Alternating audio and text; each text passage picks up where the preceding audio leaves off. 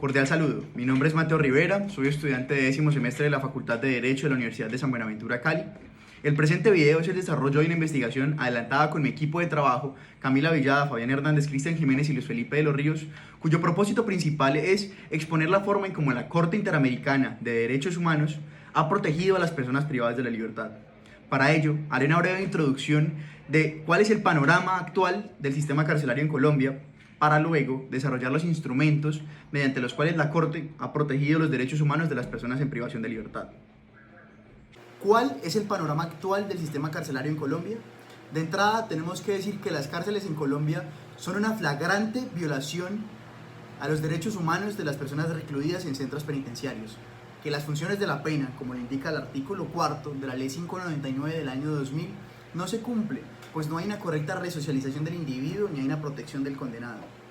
Las estadísticas del INPEC nos indican que hay hacinamientos que superan el 400% por celda, lo que indica que en una celda que deberían compartirla 10 reclusos, terminan compartiéndola 30 o 40 reclusos, que hay deficientes sistemas sanitarios, que las duchas no son suficientes, que un inodoro lo terminan compartiendo 200 reclusos.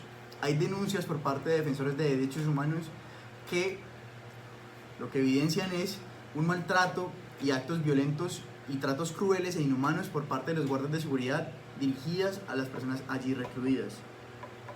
Por esta razón, y muchas más, la Corte Interamericana ha considerado vulnerados los derechos humanos de las personas recluidas en estos centros penitenciarios y, por tanto, ha decidido intervenir.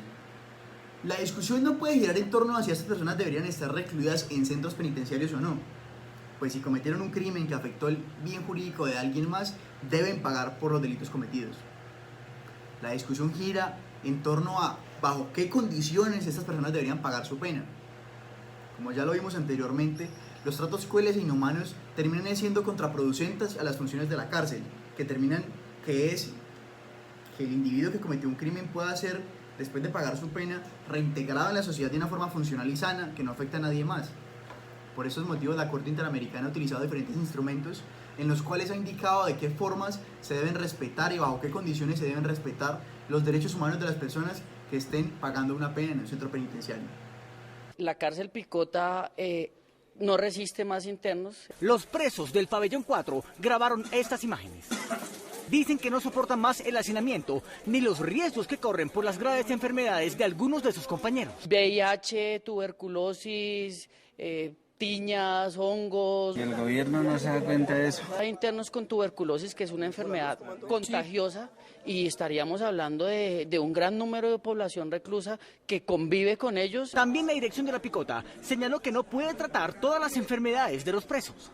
Farmacia. Cuentan con un termohidrómetro el cual a la hora de visita registró humedad. El horario de atención solamente es de lunes a viernes. No existe un stock suficiente de medicamentos. Los presos del pabellón 4 advirtieron en esta carta que el hacinamiento está a punto de causar una epidemia. Los pabellones que cuentan con 130 celdas con medidas de 1,80 por 2 metros cuadrados, que normalmente debe ser humanamente para pernoctar una persona, en el momento la adecuaron para 5. Este interno, que el año pasado denunció su grave situación en Noticias 1, no pudo recuperarse.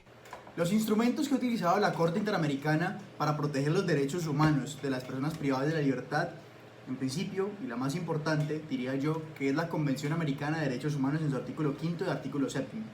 El artículo 5, que es el derecho a la integridad personal, en su numeral primero, segundo, tercero y sexto, se pronuncia de la siguiente forma. Artículo 5. Derecho a la integridad personal. Numeral primero. Toda persona tiene derecho a que se respete su integridad física, psíquica y moral. Segundo. Nadie debe ser sometido a torturas ni a penas o a tratos crueles, inhumanos o degradantes.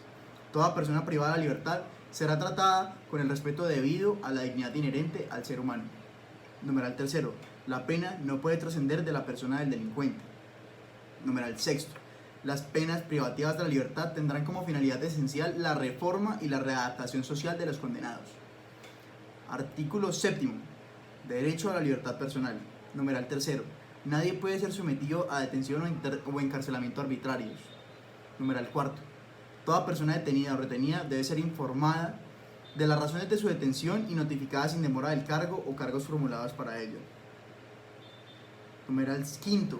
Toda persona detenida o retenida debe ser llevada sin demora ante un juez un funcionario autorizado por la ley para ejercer funciones judiciales y tendrá derecho a ser juzgada dentro de un plazo razonable o a ser puesta en libertad sin perjuicio de que continúe el proceso.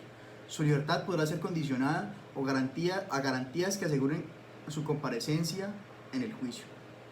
Vemos que la Convención Interamericana utiliza la Convención Americana de Derechos Humanos para la protección de los derechos de las personas recluidas en privación de libertad a través de jurisprudencia, que es lo que veremos a continuación.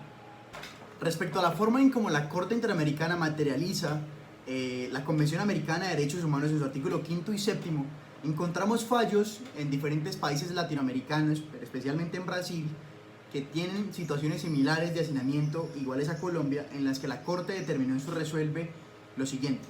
Primero, requerir al Estado que adopte inmediatamente todas las medidas que sean necesarias para proteger eficazmente la vida, salud y la integridad personal de todas las personas privadas de la libertad en el complejo de Curado, así como de cualquier persona que se encuentre en dicho establecimiento, incluyendo los agentes penitenciarios, funcionarios y visitantes. Asimismo, requerir que ponga a ejecución inmediatamente el diagnóstico técnico y plan de contingencia de acuerdo al indicado en el considerado 8 a 13 de la presente resolución. Numeral cuarto, el Estado debe tomar las medidas necesarias para que, en atención a lo dispuesto en la súmula vinculante número 56 del Supremo Tribunal Federal de Brasil, a partir de la notificación de la presente resolución, que no ingresen nuevos presos al complejo de Curado, como tampoco se produzcan traslados de los allí alojados a otros establecimientos penales, por disposición administrativa. Cuando por orden judicial deba trasladarse un preso a otro establecimiento, lo dispuesto a continuación respecto al cómputo doble se hará valer para los días en que se hubiese permanecido privado de la libertad en el complejo Curado, en atención a lo dispuesto en los considerando 118 y 113 de la presente resolución. El Estado debe adoptar las medidas necesarias para que el mismo cómputo se aplique conforme a lo dispuesto seguidamente para quienes hubiesen egresado del complejo Curado. Esta es la sentencia. Un momento, por favor. Esta es la Corte Interamericana de Derechos Humanos en el asunto del complejo penitenciario de Curado. Y en otra sentencia resuelve, muy similar, también en el Estado de Brasil. Primero, requerir al Estado que adopte inmediatamente todas las medidas para que sean necesarias proteger eficazmente la vida y la integridad personal de todas las personas privadas de la libertad en el Instituto Penal Plácido de Sacarvalho, así como de cualquier persona que se encuentre en dicho establecimiento, incluyendo los agentes penitenciarios.